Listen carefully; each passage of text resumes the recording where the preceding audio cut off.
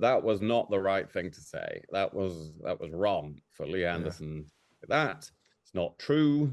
It should be possible to apologize for something that you've said that is not true. Two informed people give us their views on the day's news. On Tuesdays, we have a particularly informed set of people, I think. Our unique leaders panel, the former Conservative leader William Hague and the former Scottish Labour leader Kezia Dugdale, bring their long experience and political passion, it says here, to our discussion of the day's events. Could you not just have read that straight?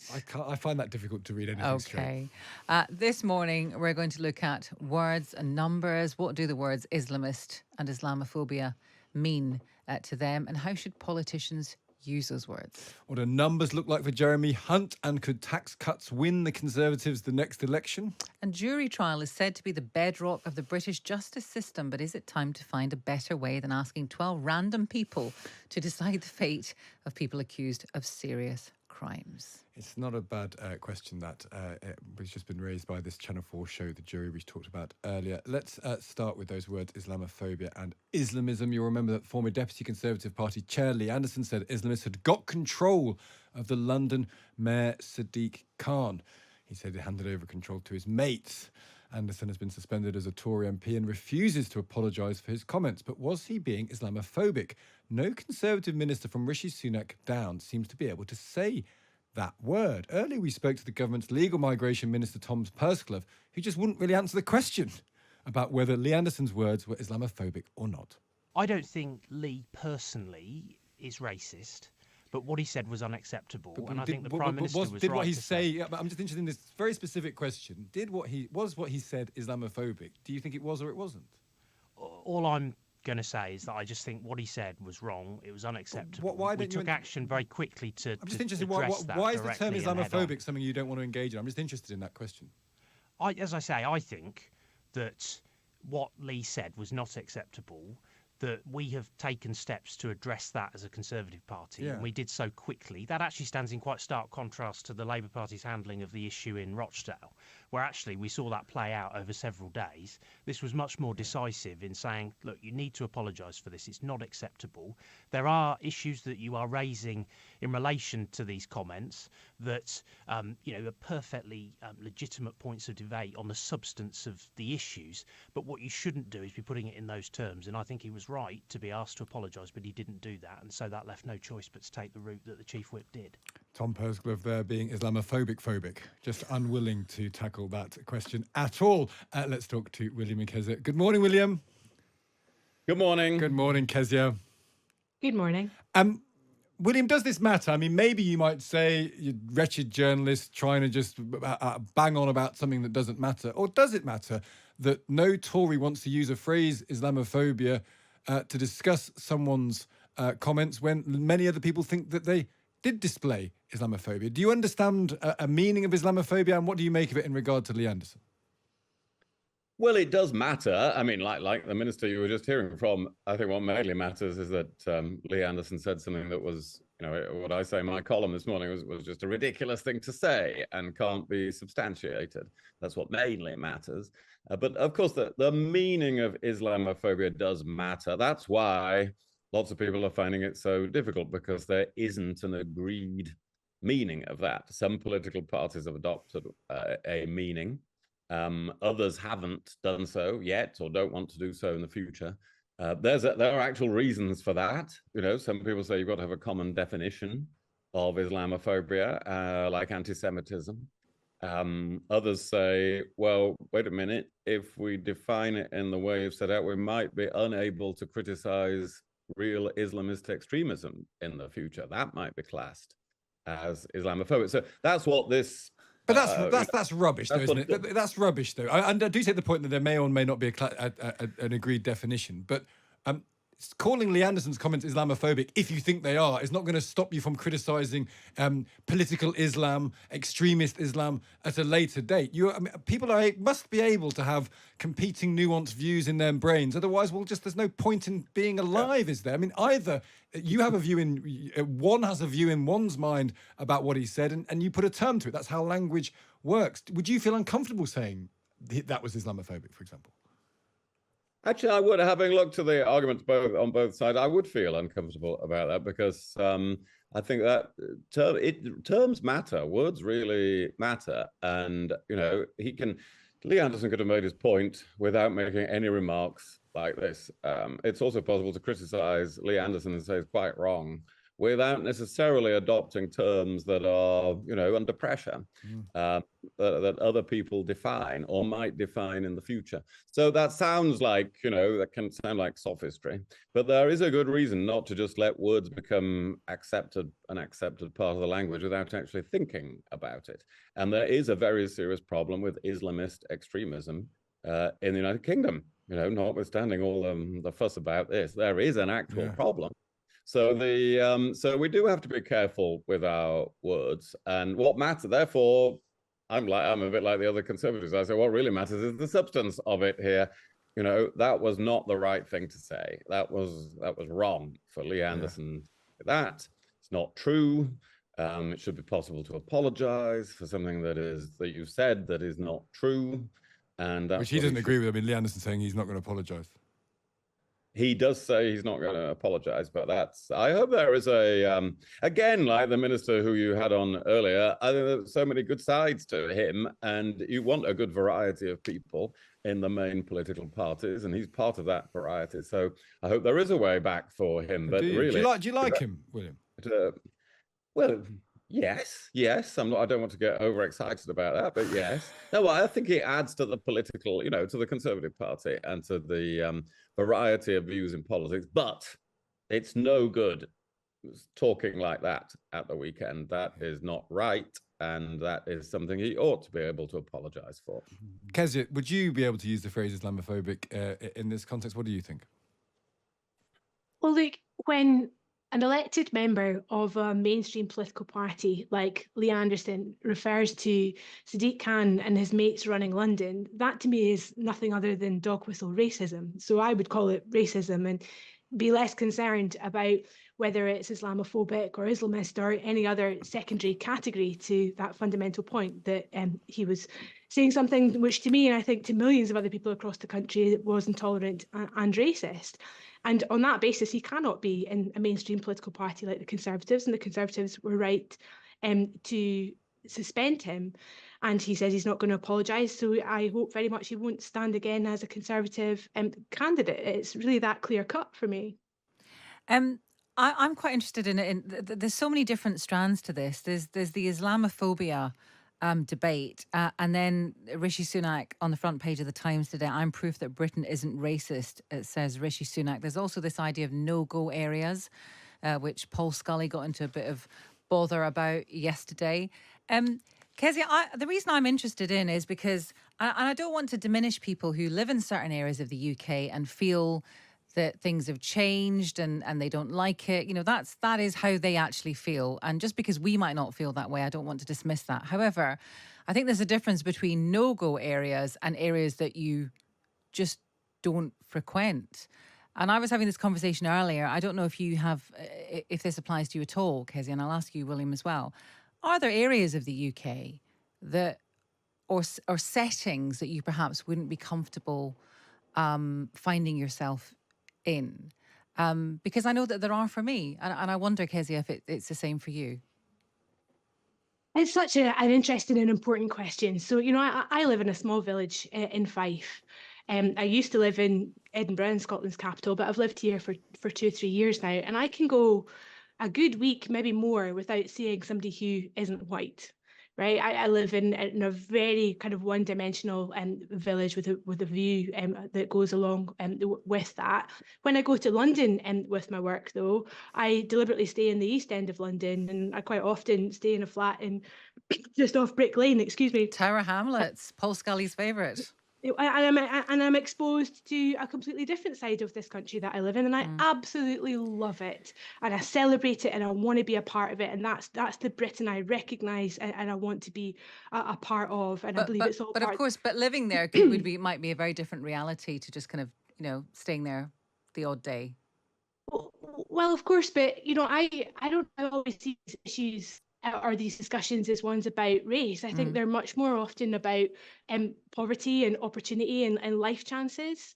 And I think that the way to resolve much of the things we're talking about is by eradicating poverty, investing in communities and creating opportunities for people. And I think if we were to do that, a lot of the fear that generates from others, from people who are different to ourselves, would go. And that for me is the answer, rather than trying to categorize people or stick labels on people or get too concerned about the words that people use. That said, Lee Anderson used dog whistle racism as part of a culture war that is growing across this country, that's dominated the news for a week at the expense of many other issues. That's unacceptable conduct, and it has to be dealt with, and it has been by the Conservative Party. William, just lastly on this, what's your understanding of this idea of no-go areas? Do you think that it's being over-egged, or do you think that, I mean, no-go as in presumably white people feel afraid to go to certain areas? Do you think it's as extreme as that? I don't think it is as extreme as that, actually. I mean, it is an interesting question, but I'll go in the comments on this. I'll go with Andy Street, who is the excellent mayor of the West Midlands.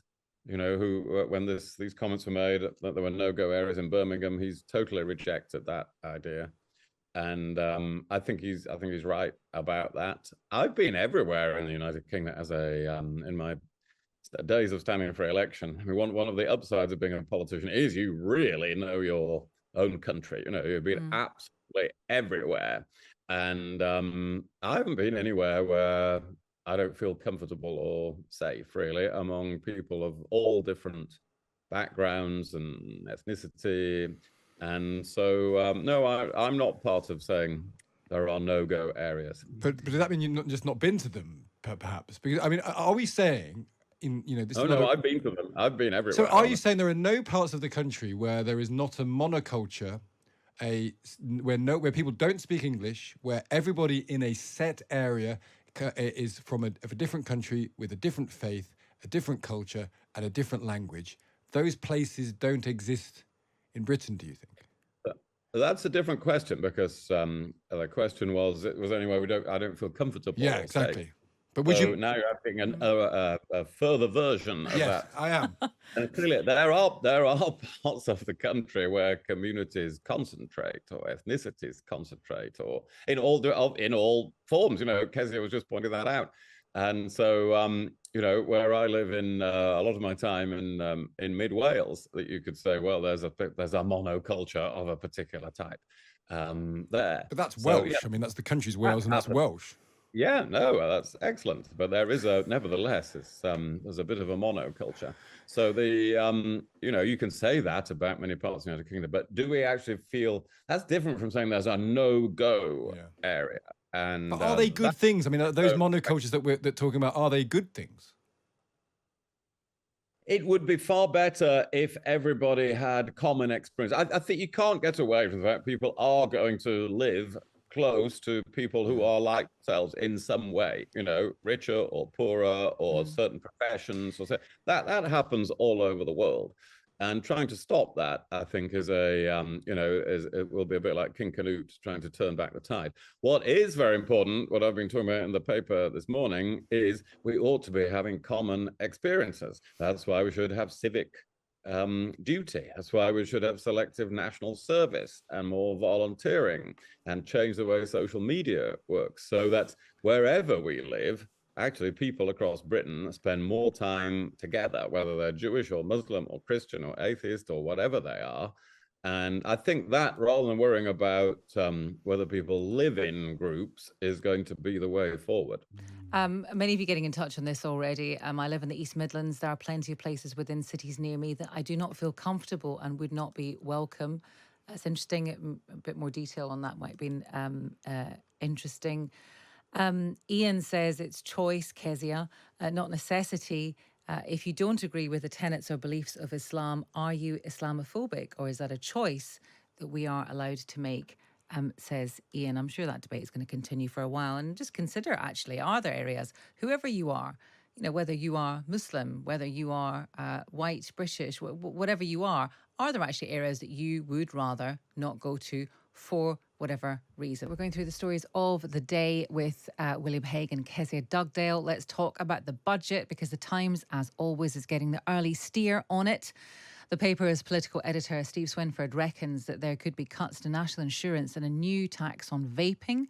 But the Chancellor, Jeremy Hunt's plans to cut income tax and stamp duty have been shelved because there isn't enough money.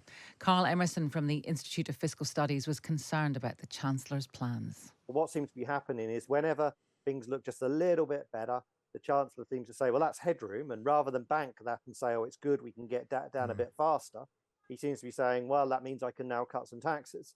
Unfortunately, what chancellors have done since 2010 is that when things have got worse, they've often said, oh, it's okay, we can just borrow more money. And I think the world where we keep borrowing more money whenever everything gets worse, but we just say, oh, whenever things get a little bit better, we'll cut taxes, is a road to always borrowing more, always ending up with more debt than what you envisaged. William Hague, are you a borrower?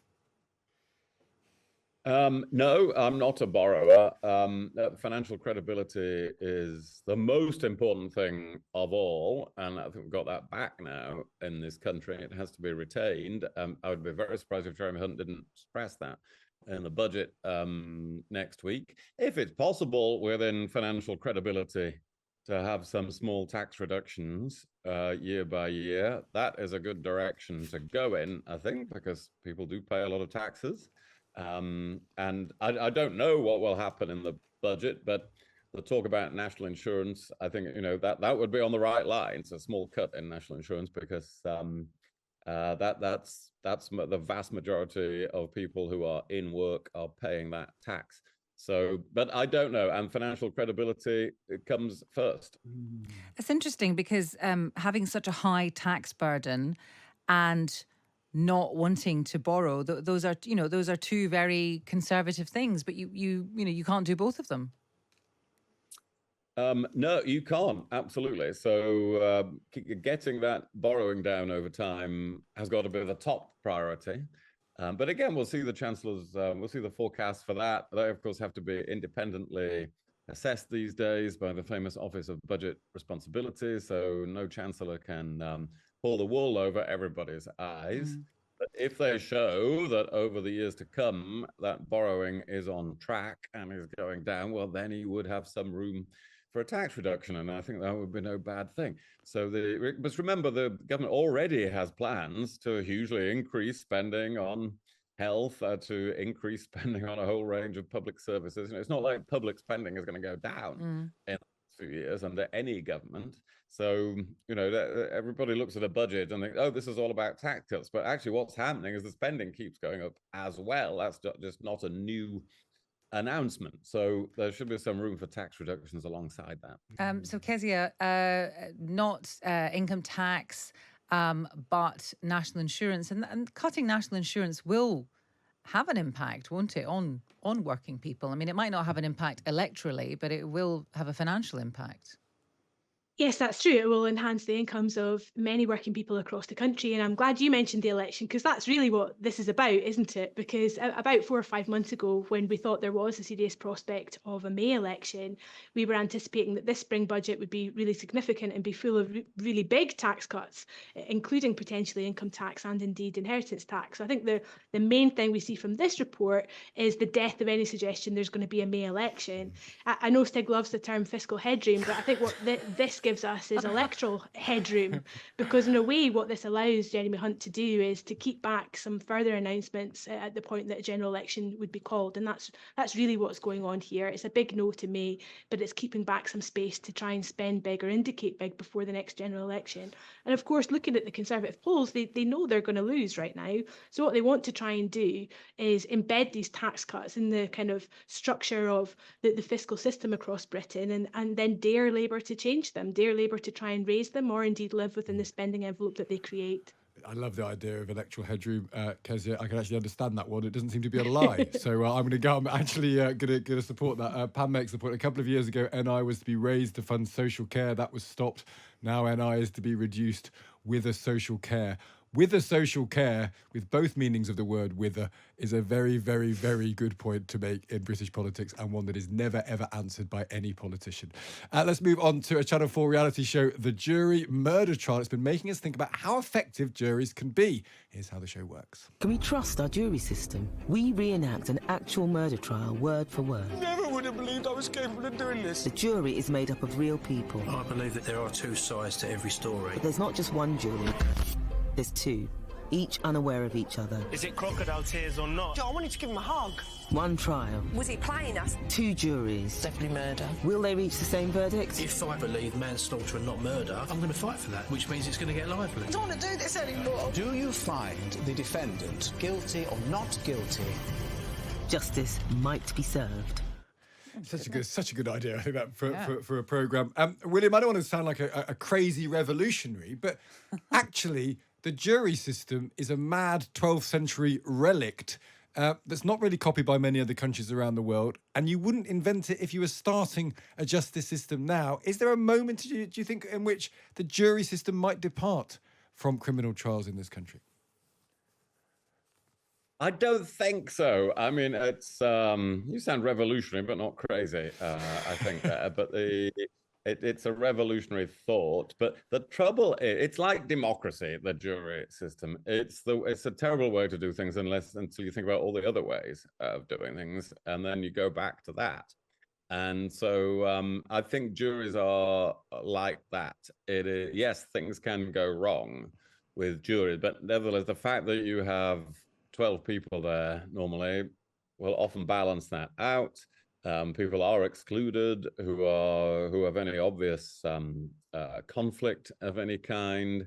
And what's the other way of doing it? Well, then it's just to have you could have a panel of judges or panel of experts in charge, but as we know, that can go wrong too. Yeah. And it's just interesting. That's what they do everywhere else bar America. Really, only America has the jury system, which is kind of interesting, isn't it? Considering the options available. The idea, I suppose, is William, like it is a judge with some experts. Is how they do it in other countries often. Yes, and much as I believe in expertise, experts can get a received opinion and all get something wrong, of course. So it doesn't mean there are no miscarriages of justice at all in those other systems around the world. So I would stick. It may be 12th century, but there are things that we are still sticking with that are 12th century, monarchy and the origins of Parliament and so on. So I would stick with this one as well. Kezia, could you imagine a world with no juries in Britain? So I'm very much where William is at. I think they're important. I think they're a fundamental facet of British democracy as we know it. I think any system has a degree of error to it. But I don't think we should be so close-minded to think that nothing can ever change or this is how it should always be. So if there is an obvious example of the system not working, then it should be addressed. And a good example of that is rape convictions. So in Scotland at the moment, we're having a big debate based on proposals from the Scottish Government around getting rid of juries for rape trials because of just the paucity of ever getting a conviction in that environment. It suggests there's something fundamentally wrong with the process for that particular type of crime. Now, the legal profession in Scotland largely hate this proposal, but at least it's forcing a conversation about where the system breaks down and you have a fundamental flaw, whether you are prepared to reform and do things differently. That's really interesting. On the jury system. Have we got time to do love letters? We probably haven't got time to play all this music. No, we haven't. Should we just... So why are we talking about love letters? Explain. So very quickly, Patty Boyd was married to George Harrison. He loved her. She also... Eric Clapton was attracted to her. He loved her. He wrote a love letter, which is rather gushing and awful. In fact, people's love letters, generally, when you read them, are never very good. He said, if you want me, take me. Oh, stop it. I am yours. If you don't want me, please break the spell that binds me. Stop it. To cage a wild animal is a sin. Are you all right? To tame him is divine. Why are you doing that weird vibrating voice? I don't know. I don't know. Anyway, they're going on sale at auction. They're expected to get 15 grand each. And what would you like to ask our panellists? I would like to know, Kezia, have you ever written a love letter and would you like it to be seen by other people? The same question to William Hague. You know, this is the problem with radio, is that we can see, but the listeners can't. Asma physically cringed. I mean, she grabbed her jumper and put it over her face. No, she did do that, yes. That's what tends to happen when I say things, loving things. But go on, Kezia, have you ever written a love letter? Would you like other people to nose around it? Do you know, I'll tell you if I've done that or not at the point that it has influenced 3 of the most loved songs in the history of rock and roll. So that's a maybe from you, is it, Kezia? Okay. William Hague, have you ever written a love letter? Would you like other people to look at it? Well, look, I'm from Yorkshire, so I think, we have our way of doing things. If we say "you're all right, love," that's really as far as it goes. And it was a love blurt from you, was it, William? No more than that. If I had, I certainly wouldn't want anybody to look at it. I now realise where so many people burn their letters before they die, and maybe that's a good idea. Yeah, I think I wasn't expecting an honest answer. You're all right, love. You're all right, love. That's fantastic. Thank you so much to William Hague and to Kezia Dugdale.